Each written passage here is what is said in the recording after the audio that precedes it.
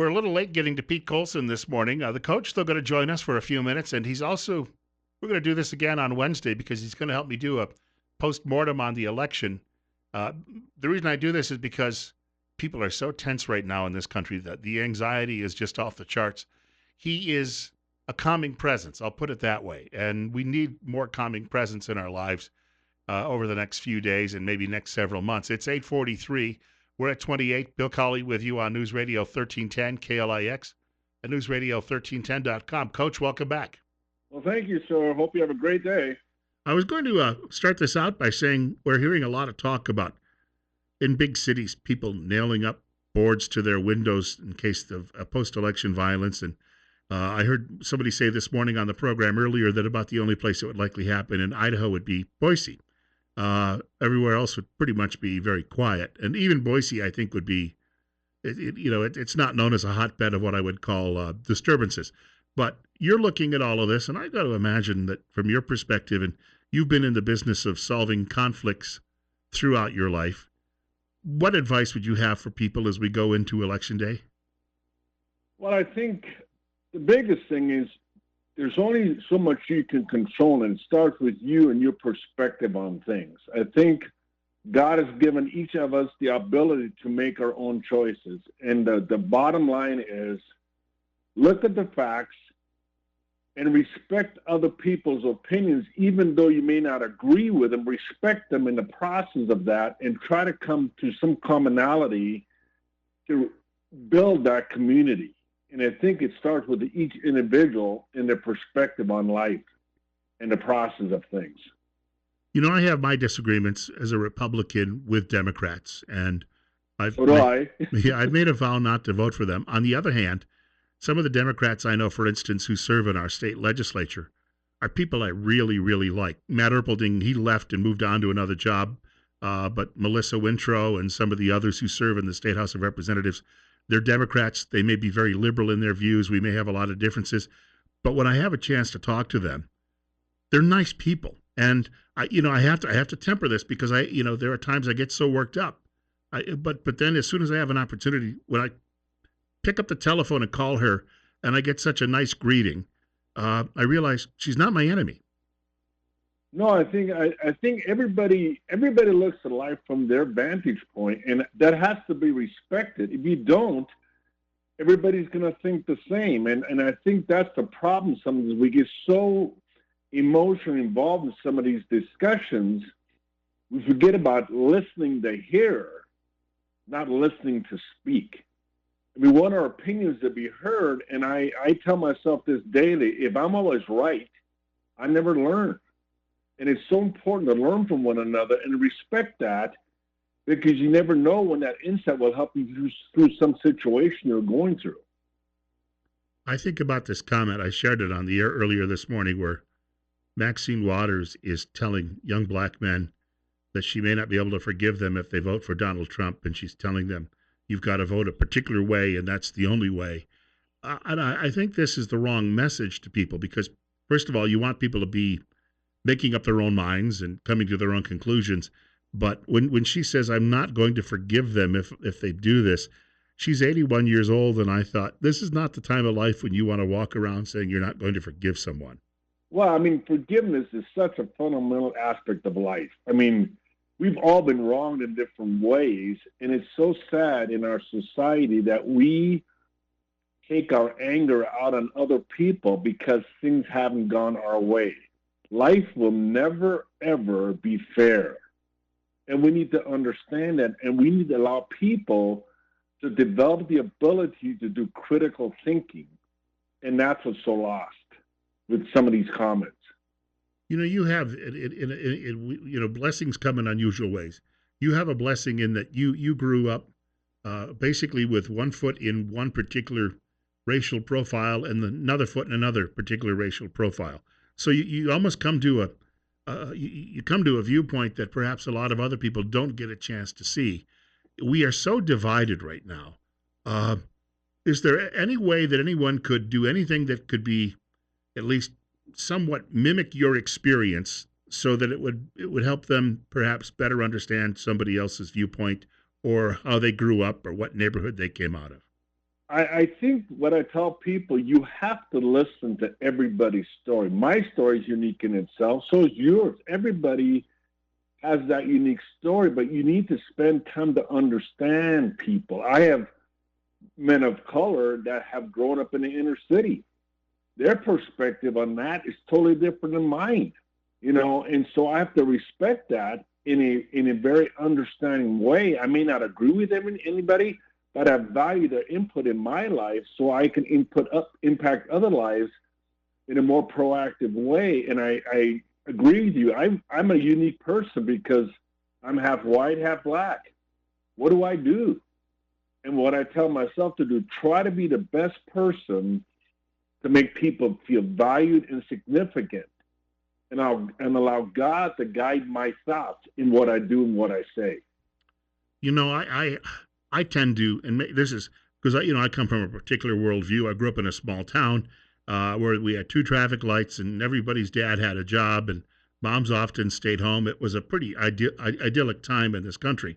And I look at that and I think to myself, gee, when I go vote, my view is if people want a job and they have a job and they have a roof over their heads and food on the table, and they've got these various needs met, maybe even a couple of wants, that they really can't be asking for anything more. But that's the perspective I was raised with. Am I perhaps missing something when I don't understand somebody else who says, well, wait a second, that's not what I want. Here's a list of what, because to me, that just seems so alien. Well, it's so complicated because people have so many emotions built into their life, and you have to really kind of filter through some of those things and go, is this fact or is this fiction? And what has caused that? What drives them to think that life isn't fair? And it may well be there was a slight at some moment in their life, or they did have a tragedy, and they're just looking for someone in some cases, I think, to either explain it or to, I hate to say, blame it away. And I would agree that's an issue. There's so many people tend to blame rather than take responsibility or find ways to address the obstacle they're going through.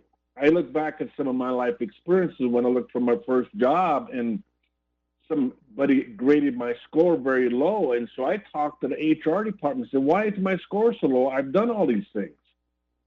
Only to find out the person graded it had a particular bias against the person that went to private school and didn't feel like it got an adequate education. But I had to explain that to them. And then I got a higher score. So sometimes you have to be your best advocate and fight through some of these complications, not in an angry way, but educating other people so they understand your perspective. That's what's so hard. Wanted to mention for anybody just tuning in, we're speaking with Coach Pete Colson today. It's 8:51 and it's 33 on News Radio 1310 KLIX and newsradio1310.com with Bill Colley. Over the weekend, there was a really sad story, and you've been close to people in sports throughout your life, and coaching and refereeing and playing at one time. There was a young man. He was the first-round draft choice of the Phoenix Coyotes in the NHL, and the team has since released him and cut ties with him because when he was 14, he and one of his friends at school apparently played a prank on a disabled boy who also happened to be a person of color. And even though he long ago he wrote an apology as part of the court case that was involved in it, he was 14 at the time. And when the team, though, got a little pressure from the media, they decided to cut ties with him after wasting the draft pick. And then the college he was attending turned around and said, well, we knew of this, but, in lieu of all of the media backlash, they also kicked him out of the program. Are people responsible when they're an adult for what they did at 14? Well, that's a $20,000 question. I think there are things we do as children that we don't use our brains. And I think there needs to be some forgiveness, and there needs to be an understanding that it's a maturity level thing. And there's so many factors that come into play, and I think we need to be more tolerant rather than go by the normal society, because right now racial division is such a hot such a hot topic. But come on, folks, let's look at the whole picture. What has this person done, and how have they made a difference in their lives? I remember some friends in college. They went to school, and it's a private school. You're not supposed to drink. They drank, and they got kicked out of school. Well, give that person an opportunity to mentor him so he makes wiser choices, because you might just set him up for further failure because you didn't listen to his pain and help him through that. I've had a lot of friends in my life as I was struggling as an adopted child and say, hey, Pete, obey your parents, but I will listen to you, help you through that journey. And we need to do that. I didn't do anything like that to anybody when I was 14, but I did a lot of stupid things. And I would think, short of perhaps killing someone when you're 14, no one's going to draft you anyway to play ball. But it seems to me that from the time I was 14 until I got to 18, I learned a great deal. Just like I learned a great deal from 18 to 22 and 22 to 30, that we just don't like giving people second chances any longer. And that's such a tragedy, because as Scripture says, all have sinned. Everybody is a sinner, but God's grace and mercy helps us through that because of his gift to us. And I think we need to be more forgiving of other people in the process of their journey, because that person will have a better insight to preventing somebody else from making that same mistake. We don't allow that because we think that we live in a perfect world, and we don't. And that's part of the flaws of our society. But it's like punishing somebody twice. He went through the court system at 14 and seems to have cleaned up his act. And now at what point do we stop punishing him? At 30, 40, 50? Yeah, I mean, I was part of the drug prevention program in Twin Falls, and we gave kids a second chance. Say, if you go through this program, it won't be on your record. And they do that, and the things we learn from those kids, there's a lot more to drug use than just drug use. There's a lack of identity. There's a lack of feeling part of a group. Helping people feel empowered is such an important thing in the process of learning about life. We can't cut somebody off just because they made a mistake, because we all fall short in so many ways. I got to think that at some point, if you show a little compassion and tell someone, you made a mistake, don't do it again, or, don't, at least be aware of it, that you're going to get a lot better response from them. And you're probably actually, instead of, if you walk up and slap them, they may resent that. But if you at least say, I forgive you, it's like the play Les Miserables, there was a novel, I guess, too, prior to that. It allows someone perhaps to, forgiveness often is a powerful medicine in that sense.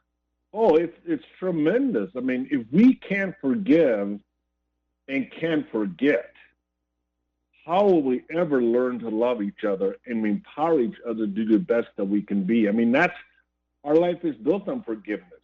It should be, because we are all flawed human beings. Everybody has a story. We need to understand it, we need to respect it, and we need to give them the tools to overcome those difficulties they've had in life. And we don't listen to people, how will we ever learn what is going on in our society in an effective way? I've learned this phrase a long time ago: which bias is to be best biased by? And that's so true. And so we have to allow each other the ability to learn to be critical thinkers and make wise decisions. Tomorrow being election day, have you ever thought about running for public office? Oh my goodness, no. I think I'm too. I'd be probably like a Trump. Call people at the baloney. I can't tolerate. I get so frustrated because both sides of the fence are sometimes so incompetent, and you have to have thick skin and the ability to call people on their baloney and still maintain sanity. And that's, people cannot take criticism,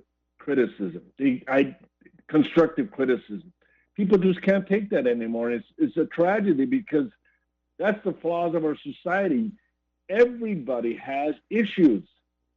We can't stop. We have to quit denying that we have perfect people because we don't. Is Trump perfect? No. But I tell you what, he loves America. He loves the American people, and he looks out for them. You can't blame him for all the problems in our society, and that's what irks me. I just wanted to share our mutual friend Doug over at East Idaho wants you to run for governor. Hey, we'll tee this up again on Wednesday and do it all over again. Okay, thank you, my friend. Have a great day. And God bless. Sir. You too. Everybody thank you. Vote. Yes, amen. Hey, thank you. Coach Pete Colson joining us this morning on News Radio 1310, KLIX and newsradio1310.com. We're at 32. It's 8:59. Bill Colley on Magic Valley this morning. I'm here until 10 a.m. Our next guest, Lee Barron, comes up in just a few minutes. And this is related to HJR4, although he says we wouldn't need that if the state would have an old system in place when it comes to legislative representation. That's on the way in a few minutes.